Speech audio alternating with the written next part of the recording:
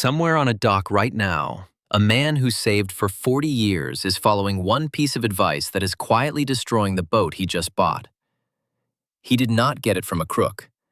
He got it from the broker in the polo shirt, from the fellow who owned her before him, from a forum full of friendly strangers, and every last one of them sounded sure. That advice is going to cost him more than $19,000 before he ever figures out where it came from. So why does the same trawler that crossed open water for 30 years end up dead at the dock 6 months after a good man finally owns her? Because nobody ever told him the truth about the 8 things that kill these boats. They told him the opposite. Today, I'm going to walk you through every one of them, starting small and ending with the mistake that quietly eats the whole engine. How does a hull that ran fine for 3 decades end up with a 5-figure invoice and a heartbroken owner? It is almost never one big dramatic failure, and it is almost never the owner being lazy. It almost always starts before he even hands over the check with the very first thing on this list. Number 8. He skipped the survey, or he bought the cheap one. The broker tells him the boat is turnkey. The last owner swears she is solid. A buddy says a survey is just paperwork for the insurance company. So our man saves himself $1,000 and signs. Here is what that $1,000 buys you when you spend it. A real pre-purchase survey in 2026 runs $28 to $35 per foot, which puts a 36-foot trawler right around $1,000. And there is no such thing as a $200 marine survey anymore, no matter who promises you one on a dock. That accredited surveyor crawls the bilge, hammers the hull, reads the moisture meter, and finds the wet core, the soft tank, and the tired wiring before they become your problem. The engine is a separate job. You want a diesel mechanic on that motor with an oil sample sent to a lab, because the survey of the boat does not survey the engine. That oil analysis reads the wear metals in the sample and tells you whether the bearings are giving up or coolant is sneaking into the oil long before the gauge ever moves. I mean, think about that for a second. A man will spend $200,000 on a boat and refuse to spend $1,000 to find out what is actually wrong with her. And the cheap surveyor is worse than no surveyor, because he hands the buyer a clean 12-page report that gives him the confidence to skip the questions that would have saved him. A boat that has been dressed up for the sale, fresh wax over a soft deck, and golden hour photos hiding a wet bilge sails right past a man who only paid for the cheap look. The cheap survey is the most expensive line item in the whole deal, and the next mistake is the one almost everybody hands off to somebody else. Number 7. He lets the diver handle the zincs. The marina guy says he will swap the anodes when he cleans the bottom, and that sounds like a system, so the owner stops thinking about it. The trouble is, the diver only sees the zincs hanging off the bottom of the boat. He never touches the pencil zinc screwed into the engine heat exchanger. And he has no idea whether the dock you are tied to is leaking electricity into the water. There are 2 different monsters here. Galvanic corrosion is the slow turtle eating your shaft and your prop a little every month. Stray current is the rabbit. And a bad bilge pump wire or a hot marina pedestal can send enough current through the water to ruin a propeller or a through hull in a single day. Anodes get replaced when they are half gone, not when they vanish, and they have to be the right metal for your water. Zinc is for salt water. Aluminum covers brackish and just about everything, and magnesium is freshwater only. So the wrong block on the wrong boat protects nothing while the owner thinks he is covered. A 40-foot trawler carries 6 to 10 zincs, and I put the exact spots in the first-year owner's manual I wrote because the day the zincs disappear is the day the seawater starts eating a propeller shaft that costs $2,000 to $5,000 to replace. There is a defense for the stray current monster too.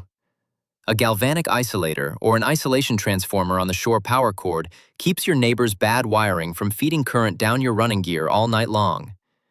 You'd think somebody would have mentioned that to him at the slip. Nobody did. And if that sounds bad, keep watching, because the next one floods the boat at the dock. Number 6. He was told his dripless shaft seal is maintenance-free. Install it and forget it, they said.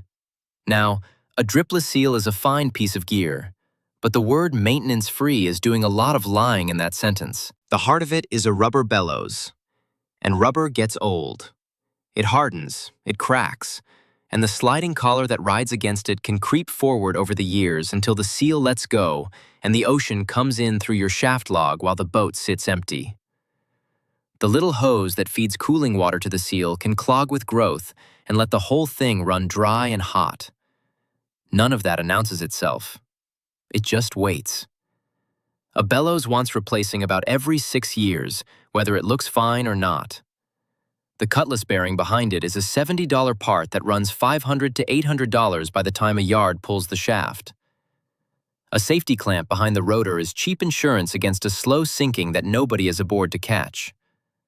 Keep that little cooling water line clear, because a clogged injection hose lets the seal run dry and burn the faces that are supposed to keep the ocean out.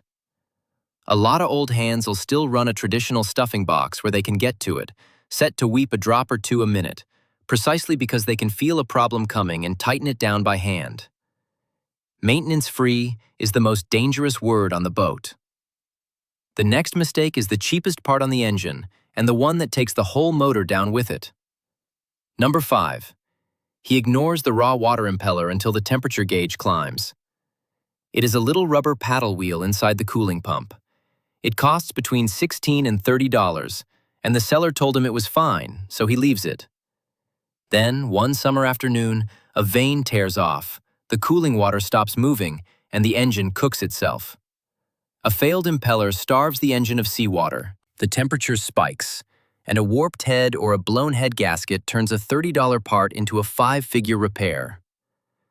Run that pump dry for 30 seconds, and the impeller is destroyed.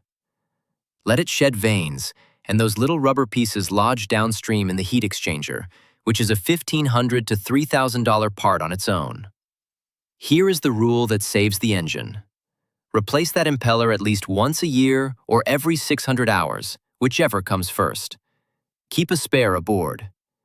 Anytime a vane breaks off, go find every piece of it before you run the engine again.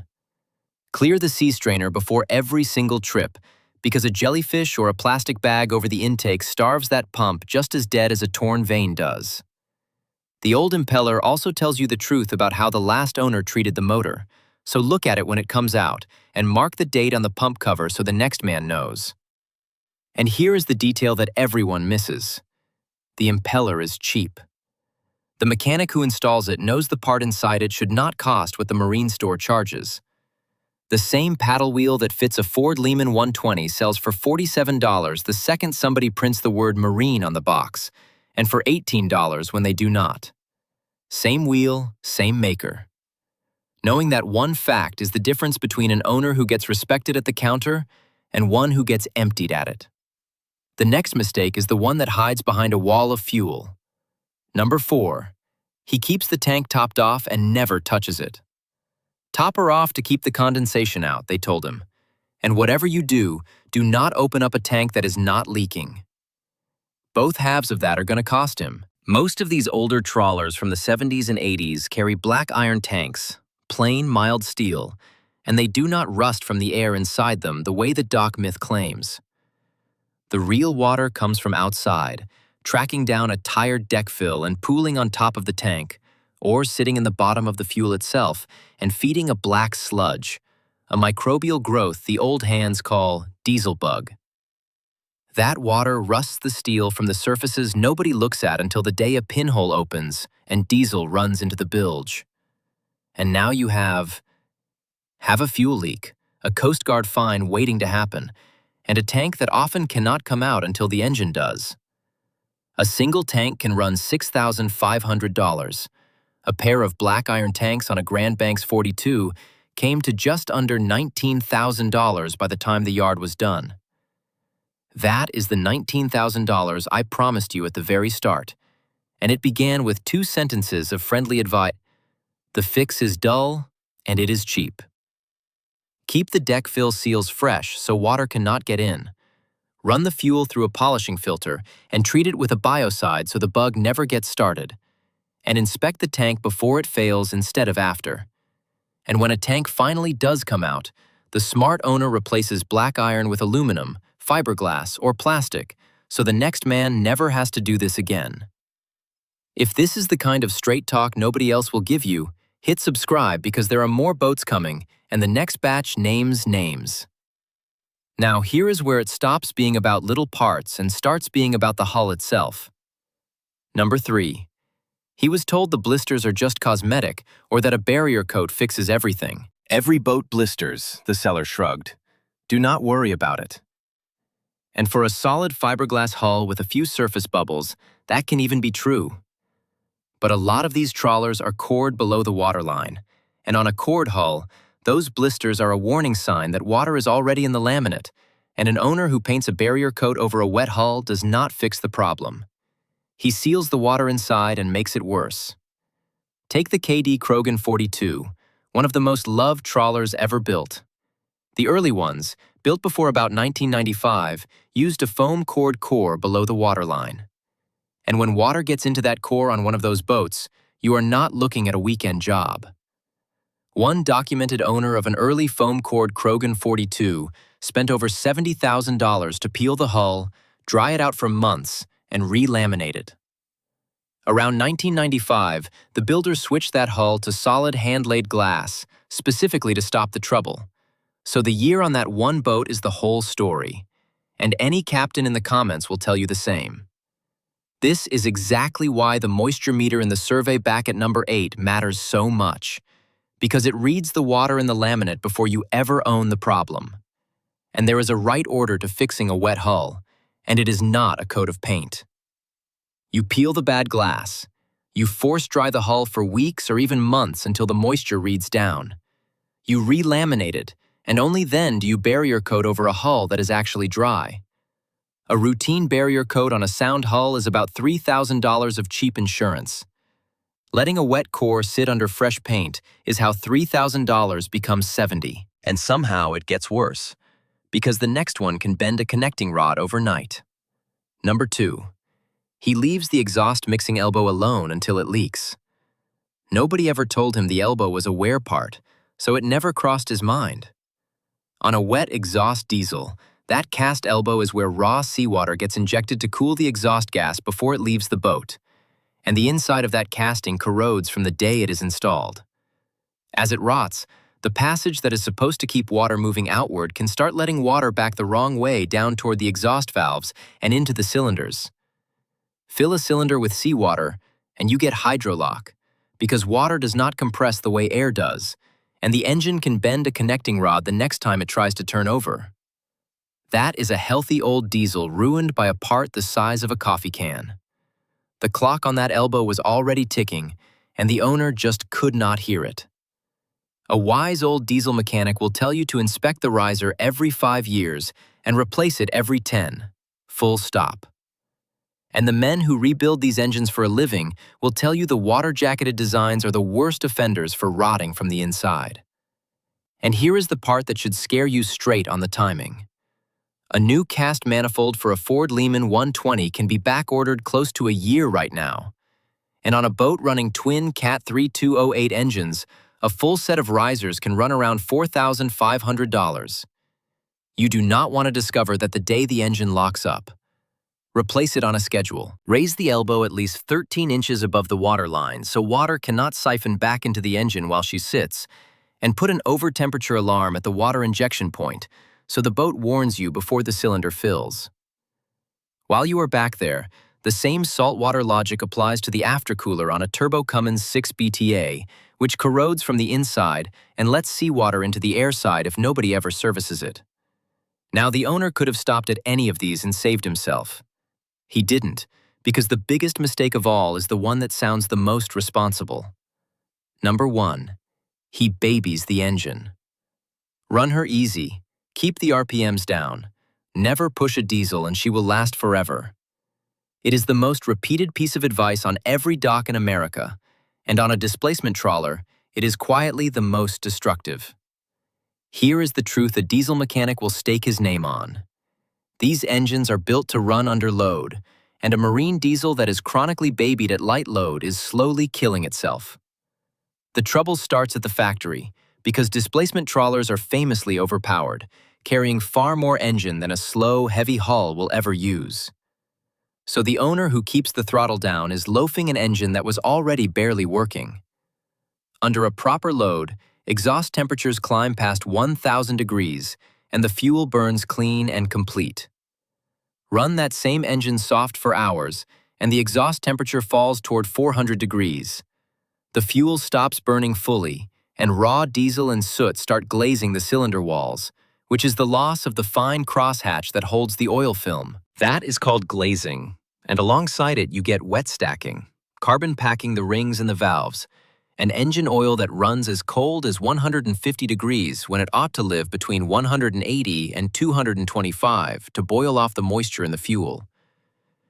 As the rings lose their seal, you start to see oil weeping and blow by, pushing past them, and the engine that was supposedly being protected is now wearing and fast forward. The cruelest part is what it does to a man's trust in his own care. He is gentle with the engine. He is proud of how few hours he runs it hard, and the whole time the gentleness is what is wearing it out. Worse, a glazed cylinder is not something you pour out of a bottle. No additive reverses it. The only real fix is pulling the engine down and machining the bores to put the crosshatch back, which is exactly the bill the man was trying to avoid. So load the engine, bring her up to a working temperature and put a working load on her during a regular run. Hold her there long enough to get the oil hot and to dry it out. Watch the exhaust and the oil temperature instead of babying the throttle. Once a month, take her up near the top of her working range for a good stretch. Let her clear her throat. If you run a twin, there is no shame in working one engine properly on a long passage rather than loafing both at half load all day. The boat was built to work. Let her. So when you stand back and look at all 8, a pattern shows up that has nothing to do with bad luck. Skip the survey, hand off the zincs, trust a maintenance-free seal, ignore a $30 impeller, top off a rotten tank, paint over a wet hull, leave the exhaust elbow to rot, and baby the engine that was built to work. Every one of those started as friendly advice from somebody who sounded sure. This isn't unique to one boat or one owner. From Stuart, Florida to Anacortes, Washington, the same fixed-income retiree gets handed the same comfortable advice by the same confident people, and the advice is what sinks him. The boat is not the thing that bankrupts a good man. The advice he trusted on day one is: get that part right, and these vessels will outlast the people who own them. The full Biome Fix playbook is in the link below for less than 1 hour of a surveyor's time if you want it. Now, there is one more mistake I left off this list on purpose, the one a broker will actually use against you while you are standing on his dock thinking you're catching a deal.